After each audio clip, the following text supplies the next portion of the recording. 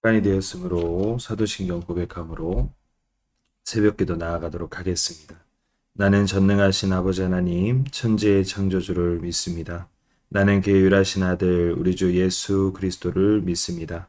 그는 성령으로 잉태되어 동정녀 마리아에게서 나시고 본디오 빌라도에게 고난을 받아 십자가에 못 박혀 죽으시고 상사된 지 사흘 만에 죽은 자 가운데서 다시 살아나셨으며 하늘에 오르시어 전능하신 아버지 하나님 우편에 앉아 계시다가 거기로부터 살아있는 자와 죽은 자를 심판하러 오십니다. 나는 성령을 믿으며 거룩한 공교회와 성도의 교제와 죄를 용서받는 것과 몸의 부활과 영생을 믿습니다. 아멘.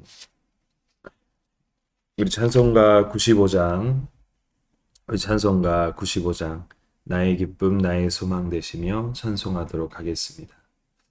나의 기쁨 나의 소망 되시며 나의 생명이 되신 주 밤낮불러서 찬송을 드려도 늘 하신 마음 뿐이셈. 나의 사모하는 선한 목자는 어느 꽃다운 동산에 양의 무리와 늘 함께 가셔서 기쁨을 함께 하실까. 길도 없이 거친 넓은 들에서 갈 길 못 찾아 애쓰며 이리저리로 헤매는 내 모양 저 원수조로 하도다. 주의 자비롭고 화평한 얼굴 모든 천사도 반기며 주의 놀라운 진리의 말씀에 천지가 화답하도다. 나의 진정 사모하는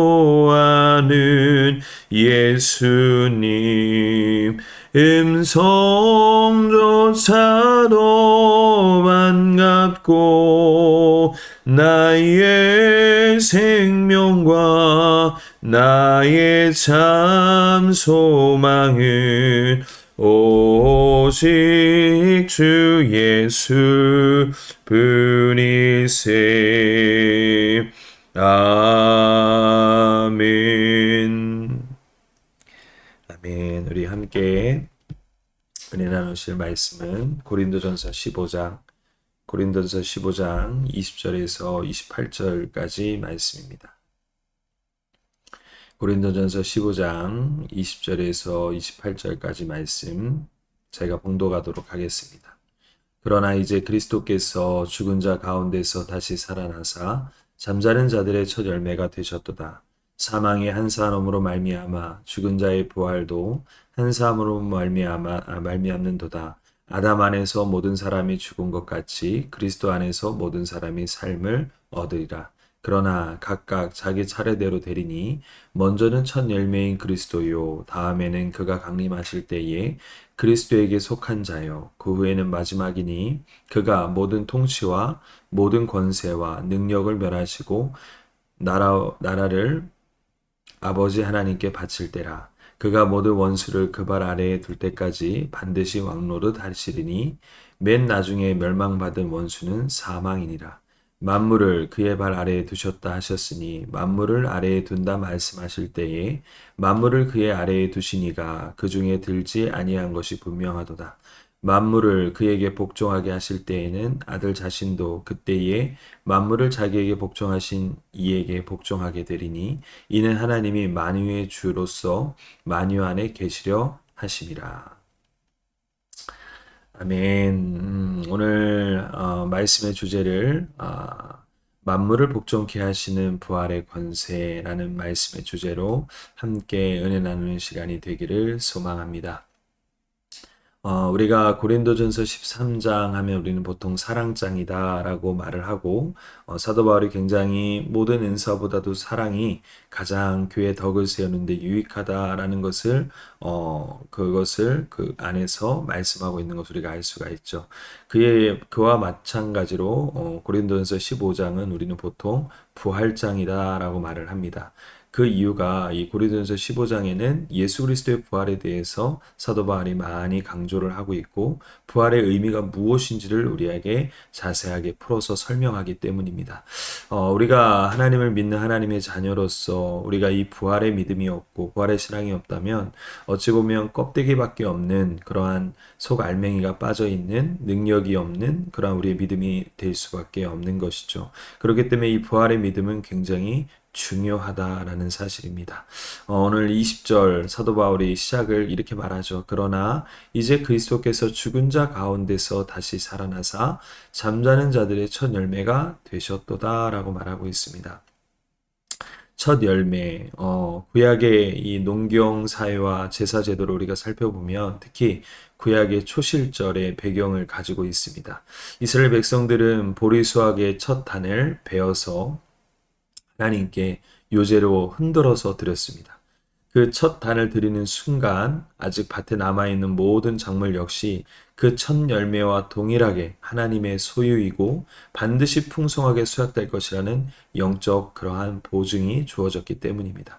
그와 마찬가지로 바로 예수 그리스도의 부활의 의미를 이 첫 열매, 이 첫 열매를 비유를 들어서 바울이 설명하고 있는 내용입니다. 그리고 나서 21절에는 이렇게 얘기를 하죠. 사망이 한 사람으로 말미암아 죽은 자의 부활도 한 사람으로 말미암는도다. 22절 아담 안에서 모든 사람이 죽은 것 같이 그리스도 안에서 모든 사람이 삶을 얻으리라 라고 말하고 있죠. 그렇습니다. 우리가 예수 그리스도가 이 땅에 오시기 전에 그리고 예수님께서 십자가에서 돌아가시사 3일 만에 잠자는 자들의 부활의 첫 열매가 되시기 전에는 바로 우리는 아담 때문에 우리는 사망의 그림자 가운데서 우리는 그 죄악에서 헤어나오지 못했다라는 사실이에요. 아무리 인간이 발버둥치고 아무리 우리가 선을 행하고 아무리 우리가 어떤 것을 살라고 율법대로 살아도 예수님이 오시기 전에는 우리는 사망 그리고 어둠의 권세, 이 죄의 이 권세 아래서 우리는 자유함을 얻지 못하고 영생을 얻지 못했다라는 거예요. 하지만 그 이유가 바로 아담의 죄악 때문이죠. 하지만 예수 그리스도의 그 십자가의 희생, 그 사랑은 이 모든 것을 풀어버리고 이 모든 것을 능히 이길 수 있는 우리에게 부활의 능력이 된다라는 사실입니다. 그렇기 때문에 예수 믿는 우리에게 이 부활의 믿음, 이 부활의 능력은 굉장히 중요하다라는 사실이에요. 바로 이 첫 열매, 예수님의 이 첫 열매의 은혜가 이 부활의 소망이 우리 성도님들의 마음과 그리고 우리의 삶 가운데 흘러넘치기를 소망합니다. 그래서 예수님께서도 부활하시면서 우리가 너무나도 부활절에도 많이 그 말씀을 인용해서 설교하는데요. 요한복음 11장 25절 26절에 이렇게 말씀하시죠. 예수께서 이르시되 나는 부활이요 생명이니 나를 믿는 자는 죽어도 살겠고 무릇 살아서 나를 믿는 자는 영원히 죽지 아니하리니 이것을 내가 믿느냐라고 말씀하고 계세요. 그렇습니다. 우리 예수 그리스도를 믿는 자 그리고 하나님의 자녀가 된 자는 죽음을 맛보지 않습니다. 우리가 육신의 생명이 잠깐 떠나는 것을 성경에서는 죽는다라고 표현하지 않아요. 잠자고 있다라고 표현하고 있습니다. 우리가 잘 아는 그 소녀 달리다굼 했을 때 이렇게 세울 때도 예수님께서는 그 전에 그 소녀에게 죽었다라는 표현을 쓰지 않으세요. 잠자고 있다라고 표현을 쓰죠. 나사로도 마찬가지고요. 그렇습니다. 믿는 자에게 죽음이 없다라는 거예요. 우리는 육신의 생명이 잠깐 끊어져도 잠깐 잠들어 있을 뿐이에요. 하나님께서는 부활의 그 첫 열매가 예수 그리스도를 만드신 것처럼 우리도 두 번째 열매, 세 번째 열매 이렇게 되면서 우리는 죽는 것이 아니라 잠깐 사망의 잠에서 있다가 깨어나 완벽한 부활의 몸을 입고 우리는 영원한 천국에서 주님과 함께 동고동락하는 복된 삶을 살아가는 것이죠. 이러한 은혜, 이러한 믿음이 정말 우리 안에 늘 흘러넘쳤으면 좋겠습니다. 이러한 믿음과 이러한 은혜가 있는 사람은요, 이 세상 가운데 살아가면서 결코 주저앉지 않습니다. 결코 낙심하지 않아요. 결코 아무리 어떤 문제가 있어도 우리는 주님 안에서 소망을 찾습니다. 이것이 바로 부활의 은혜라는 거예요. 그래서 성경에서는 악인은 넘어지거니와 의인은 그렇지 아니하며 의인은 여섯 번 넘어져도 일곱 번 일어난다라는 표현을 쓰고 있어요. 7, 숫자에서 이 7은 성경에서 완전수를 뜻합니다. 그러니까 일곱 번만 넘어졌다는 소리가 아니라 수없이 넘어져도 다시 일어난다는 뜻이에요. 하지만 악인은 그렇지 않다라는 거예요. 우리는 의인이죠. 하나님을 믿는 하나님의 자녀들이죠. 이 부활의 소망을 갖고 있는 사람은 아무리 어려운 일이 닥쳐도 일어날 수 있는 믿음과 은혜가 우리 안에 흘러넘친다라는 사실이에요. 그렇기 때문에 우리 대명교회 우리 모든 성도님들이 이 부활의 은혜가 날마다 우리의 삶 가운데 흘러넘쳤으면 좋겠습니다. 우리가 천국을 바라보며 잠시 잠깐 삶을 살아가는 이 땅에서도 우리가 물론 하나님 주신 은혜와 또 하나님 주시는 능력 가운데 능력 있게 은혜 안에 우리가 감사하며 기쁨 안에 살아가야 되지만 이 땅의 삶은 잠시 잠깐이기 때문에 우리는 영원한 천국을 더 마음에 품고 그리고 그 부활의 소망을 가지고 살아가는 것 이것이 바로 크리스찬에게 하나님의 자녀에게 더 중요하다라는 사실을 바울이 설명하고 있는 내용이죠. 그러면서 사도 바울은 23절부터 25절에는 차례 그리고 그러니까 순서 그리고 질서 그리고 하나님의 때에 대해서 말씀하고 있는 것을 우리가 볼 수가 있어요. 23절에 보면 사도 바울이 이렇게 말합니다. 그러나 각각 자기 차례대로 되리니 먼저는 첫 열매인 그리스도요 다음에는 그가 강림하실 때에 그리스도에게 속한 자요 그 후에는 마지막이니 그가 모든 통치와 모든 권세와 능력을 멸하시고 나라를 아버지 하나님께 바칠 때라 라고 말하고 있죠. 그렇습니다. 여기서 23절에 말하는 자기 차례대로 이 차례대로에 해당하는 헬라어 타그마라는 이 단어는 어떤 군대의 대열이나 그리고 전동된 순서를 의미합니다. 그리고 나서 첫 열매 그리스도를 설명한 다음에 그 다음에 그가 강림하실 때 라고 하면서 이 강림하실 때에라는 이 헬라어 카이로스는 말 그대로 하나님의 때를 의미합니다. 그러니 하나님의 역사는 이 두 가지가 같이 병행된다는 거예요. 하나님은 절대 무질서한 하나님이 아닙니다. 하나님은 반드시 질서의 하나님이세요. 하나님은 항상 하나님의 일을 하실 때에 항상 그 혼돈 가운데서 질서를 창조의 질서를 세우듯이 우리의 삶 가운데서도 하나님의 역사 가운데서도 항상 하나님은 그 차례 하나님의 질서대로 그리고 하나님의 때 카이로스 하나님의 방법과 하나님의 때대로 하나님은 항상 역사하신다라는 거예요. 예수님의 부활의 사건도 그랬다라는 겁니다. 요즘 우리 담임 목사님께서도 고린도전서 말씀하시면서 바울을 얘기하시면서 규모 있게 그리고 질서 있게 은혜대로대로 이 말씀을 또 항상 하시는데 그렇습니다. 사도 바울은 이것을 굉장히 많이 강조했어요. 항상 교회에서나 우리의 삶 가운데서도 항상 질서가 있어야 됩니다. 그리고 항상 하나님의 때를 우리는 항상 생각해야 된다라는 사실이에요.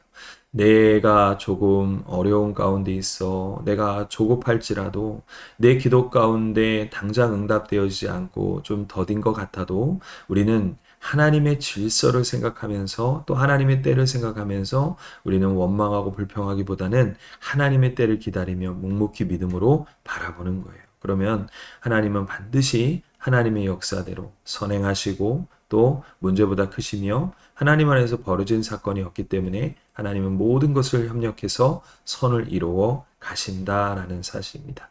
오늘 이 사실이 오늘 이 진리가 정말 지식이 아니라 우리의 삶의 고백이 되기를 소망합니다.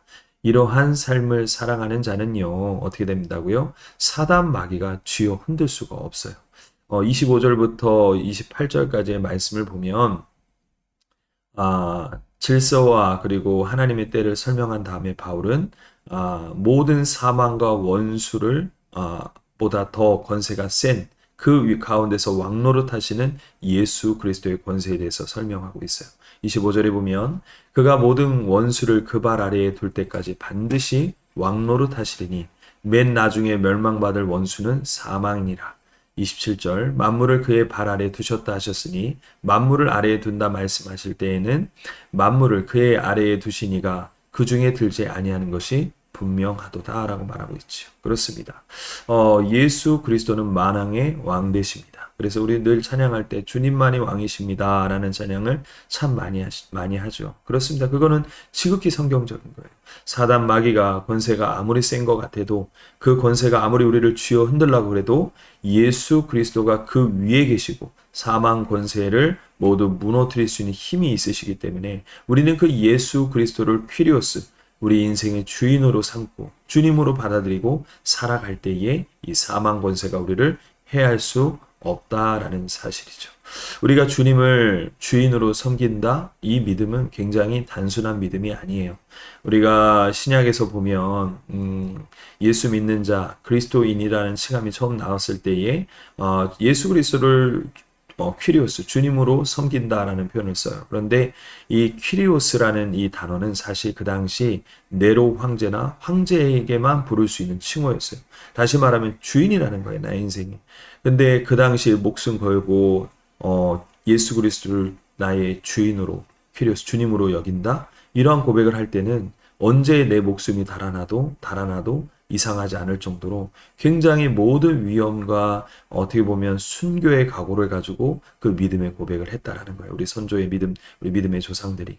그렇습니다. 우리도 주님을 나의 퀴리오스, 주님으로 우리가 고백을 하고 섬긴다라는 것은 우리도 정말 우리의 목숨까지도 내어 던질 수 있을 정도로 우리는 하나님 앞에 일사각오로 우리는 그 믿음을 가지고 고백을 해야 된다라는 거예요. 내 인생의 주님이 바로 나의 주인이 되어 주신다라는 사실이죠.